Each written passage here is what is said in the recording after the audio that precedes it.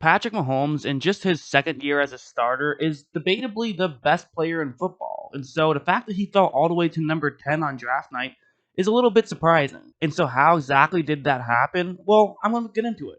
Talk about the strategies and also look at some game film and see why certain guys went in certain places. However, before I get really started, I think a lot of you guys might be saying, wait a second, didn't you steal this format from Pylon Sports? And in fact, yeah, I did. But first, I actually reached out to him on Twitter. I just asked him if it would be okay if I did this. He okayed it. He said it would be fine. So, super nice of him to do that. He absolutely didn't have to. And so, I would not be making this video without his permission. I really do appreciate it. So, if you enjoy this video and want to see more, definitely subscribe to him. I'll leave a subscribe button to his channel at the end of this video. So, be sure to check out his channel because he makes good content. But anyways, yeah, let's just jump into it. And the first overall pick in the 2017 draft was actually Myles Garrett. Now, I think it's really hard to argue with this pick in hindsight. I mean, you look at Myles Garrett and what he's accomplished with Cleveland. I mean, he's debatably one of the best defensive players in football right now. He probably wins Defensive Player of the Year if he doesn't get suspended throughout the rest of the season with the Mason Rudolph helmet swing, of course. So definitely, I think that they got a star player. Obviously, no Patrick Mahomes, but clearly Cleveland's strategy, the Hugh Jackson, Shashi Brown strategy, was let's try to build this team up. Let's not just try to get a quarterback and be mediocre. Let's build a team up, and then we'll add the quarterback last. That was their mindset. It did, result in a very talented roster. I think the problem came in when they, hired Freddie Kitchens, but I do think that you can, easily look back at this and say that was a bad decision. But personally, I think in hindsight, I don't think it was a terrible decision whatsoever, especially when coming out of the draft. I mean, Myles Garrett could make plays like this. What made Myles Garrett so great at Texas A&M and what makes him so great in the NFL right now will be shown on a play like this, where what's going to happen is that actually it's going to be a quarterback rollout, and so it will not be a tackle who's going to be blocking Garrett, but instead it's going to be a halfback. So this is obviously a favorable matchup for Garrett. And so Garrett runs over, he engages in the contact, but what's really going to be shown off here is just his strength. I mean, he's one of the strongest people alive, and watch how far back he pushes the halfback. It's a huge reason he ended up getting drafted first overall, and quite frankly, it's a huge reason why he has been one of the best players in the NFL. So yeah, I mean, definitely could be debated, but I don't really blame them at all for drafting Garrett in this spot, number one. It makes sense. They got a superstar player. And so with that, let's move on to the second overall pick. In this one, there also isn't really much of a debate, but for the opposite reason. This was Mitchell Trubisky going to the Bears. Chicago actually traded up to get him, as we've all heard 1,000 times. And this is kind of just an inexcusable pick in hindsight, and it was kind of inexcusable in foresight as well. Remember this past draft when Daniel Jones got selected and we all freaked out and said, what are you doing drafting Daniel Jones so high? And then he actually turned out to be a pretty decent player. At least his rookie season was pretty good. And we kind of said, oh yeah, that's why they make the decisions and we don't. Well, this is kind of the Daniel Jones situation if Daniel Jones didn't play too well. I don't want to call Mitchell Trubisky a total bust, but he without a doubt is not the guy that they wanted him to be when they spent the number 2 overall pick on him. I mean, really, the warning signs for Mitchell Trubisky were absolutely there. Like, on this play, it's going to be a cover 3 zone, and North Carolina has the perfect concept to beat this type of coverage. What they're going to do is have the receiver on the top half of the screen run that route right there. And the whole point of this route is basically to get the cornerback who's in charge of covering the zone on the top left corner of the screen to get further in towards the middle of the field. And then what they do is they have the receiver on the bottom half of the screen run that route, and he could potentially get wide open. And in fact, that is what's going to end up happening. This play works out very well. As you see, it's kind of blurry, but you can tell right here that there is definitely some separation. This is, a pretty big window for Mitchell Trubisky to be able to make this throw. However, he just misses it wide. And that's the kind of thing where it's like, you can get away with that in college because you have several of those opportunities, but in the NFL, when you only have a few of those opportunities, you really can't get away with missing those types of throws. And Mitchell Trubisky, he missed plenty in college and he missed plenty in the NFL. Moving on to the third pick, we have a very similar situation. This is Salomon Thomas for the 49ers. He was another guy who definitely, he's not a terrible player. He has been a solid role player for the 49ers. But at the same time, I mean, I think that obviously when you have Mahomes on the draft and you end up getting a role player, that doesn't feel too good. I mean, you do have to just wonder where the 49ers would be if they drafted Mahomes, and especially because they didn't have a quarterback at the time. If you remember, Brian Hoyer started that season. They were definitely without a quarterback. They might have been doing the same thing that Cleveland was doing, where, Cleveland tried to build up the team around them and then add Baker Mayfield. Well, San Francisco kind of did that and then added Jimmy Garoppolo. They actually traded for Jimmy Garoppolo later that season. So there is some logic to think that maybe they knew they were going to get Garoppolo. Maybe they had already gotten, pretty far in those negotiations. So they didn't want to go quarterback. They figured, get a good defensive player. But either way, definitely a mistake in hindsight. The fourth overall pick was actually the second year in a row. The number 4 overall pick was a halfback, and it's going to be Leonard Fournette this time. The year before, it was Ezekiel Elliott. And, a year before, the Cowboys really turned it around once they added Ezekiel Elliott and also Dak Prescott. So maybe the Jaguars were kind of thinking a very similar thing. Hey, let's add a great running back in Leonard Fournette, who is supposed to be this can't-miss prospect.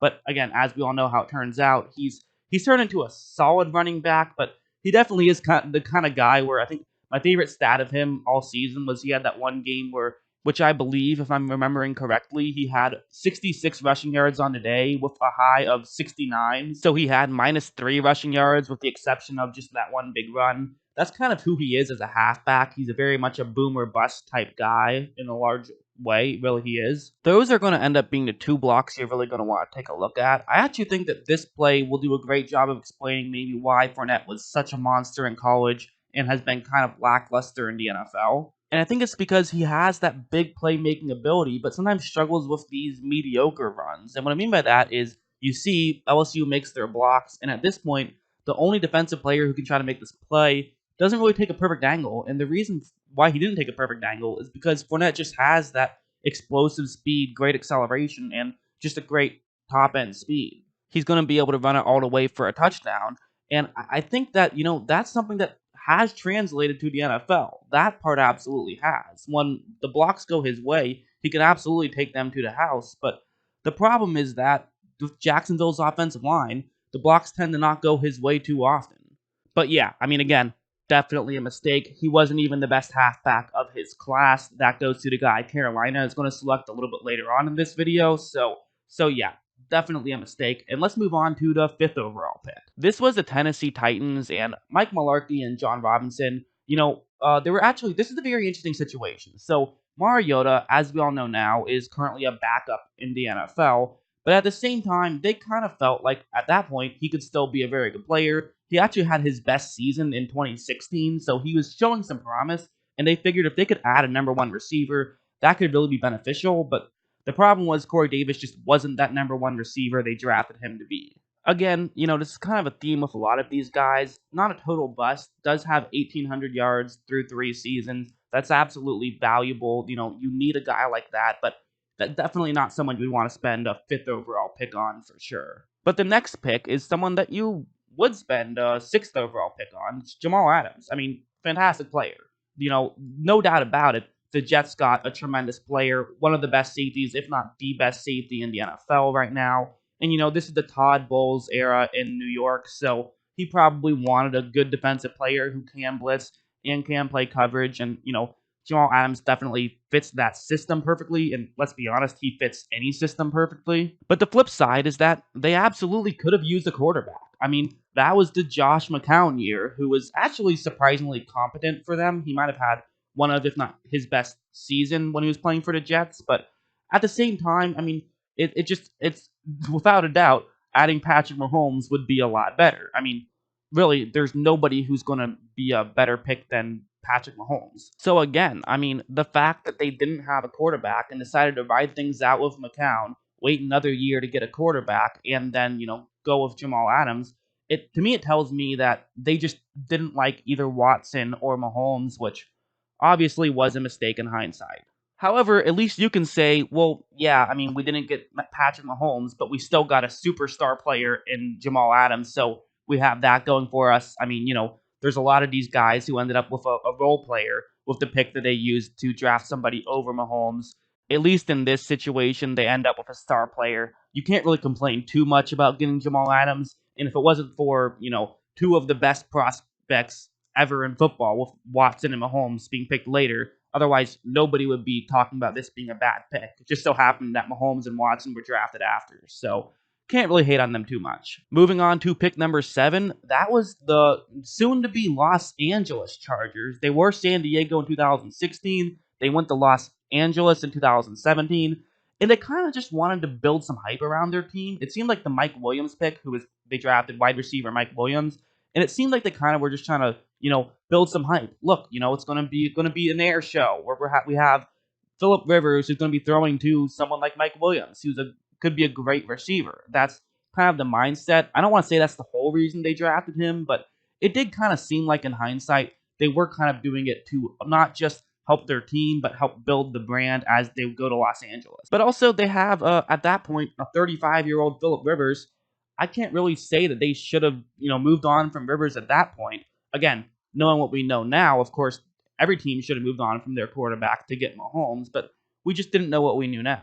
This play right here is why Mike Williams got drafted. It's, as standard as it gets. This is a one-on-one matchup. He's just going to the end zone, and Clemson is going to say, my guy is better than your guy. Let's hope he can make a play.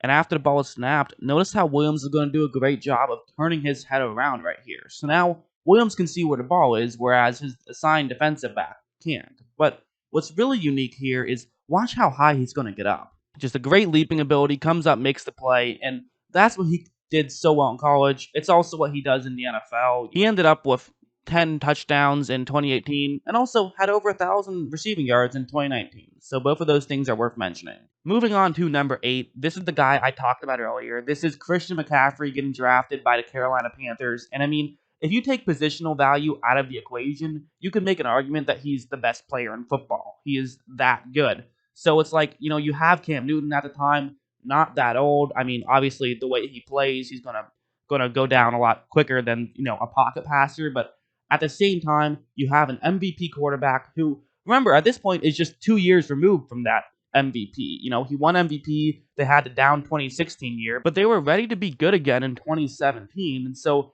getting an elite halfback to pair with your elite quarterback, it made a ton of sense, especially with the way that they run their offense. And it has worked out very well for them.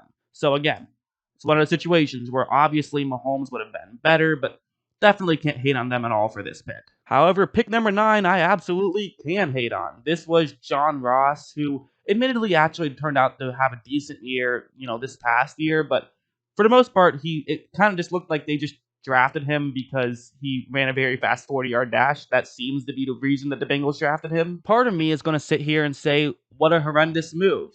How do you let this happen? Obviously, you're not too sold on Andy Dalton. You're going to move on from him this offseason, it appears. You benched him for somebody I can't even remember their name, and I watched every game multiple times. So that just goes to show, and I know it was Marvin Lewis then. It's now not Marvin Lewis, but I mean that just kind of does go to show that they're not too high on Andy Dalton at this point. It seemed like they were maybe ready to move on from him. It seems like they've been maybe ready to move on from him for his entire career. And so you have Mahomes, someone who is obviously an MVP player. You decide to not select him. On one hand, you could sit here and say, that's horrendous. But on the other hand, I mean, you kind of just got to sit here and say, well, they're the Bengals. They don't make smart decisions. Sorry, Bengals fans, but it's true. You're probably frustrated. I kind of don't really blame them for not selecting Mahomes. However, that being said, I do actually think probably the more interesting thing about Mahomes falling to 10, getting selected with that number 10 overall pick, isn't the fact that he fell to 10. It's the fact that he was picked at 10. It's the fact that Kansas City traded up to get him. I mean, you look at mock drafts, most people had him going sort of towards the end of the first round. Brett Coleman, who is, probably the best football YouTuber out there, he is in my opinion. I mean, definitely better than my videos. And what he did was he didn't even put him in the first round. He had his mock draft where he picked who he would pick if he was in that situation, and he didn't even put him in the first round. And so that's someone who I consider to be way more knowledgeable at football than at least me and most people. And a lot of people did that. A lot of people were not very high on Mahomes. But Andy Reid saw something in Mahomes. I could just blabble about it, but instead, let's head to the film study and talk about it from there. This play, it's going to be a play-action play, and honestly, my biggest takeaway from watching tape from Mahomes preparing for this video is that Mahomes was still great in college. It's kind of crazy that he was slept on so much in the draft, because what he's going to do is it's going to be play-action, as I said, And then they're going to kind of fake as though it's going to be just a quick pass to the receiver in motion down there. And then the receiver on the bottom half of the screen is going to go out as though he's blocking. But then he's actually going to run a route. That's where Mahomes is going to try to hit. It's a really clever play call. I think that's probably the number one thing. But look at how Mahomes is going to execute this play. So as you see, he is doing a great job of selling as though this could be a screen pass. And if you look, his receiver is doing a good job of making sure, he's looking like he could be blocking. And both of those two things are going to force that defender, that Oklahoma player, to move to the bottom half of the screen, to move to the right side of the screen, and try to find a way to make a play. But Mahomes, almost instantly as he looks, is able to make a throw. It's not quite a no-look pass, but it was pretty close. I mean, he looked and threw at the same time. And plays like that is what he was able to do in college. I mean, it's actually remarkable how many, oh my goodness, plays he made in college. It's just as many as he makes in the NFL. I think there definitely was a Big 12 stigma. I think that some people thought that maybe he was just a product of the system, so that's why they slept on him a little bit. But clearly, in hindsight, pretty much everybody, at least 9 teams, made at least a small mistake, if not a huge mistake.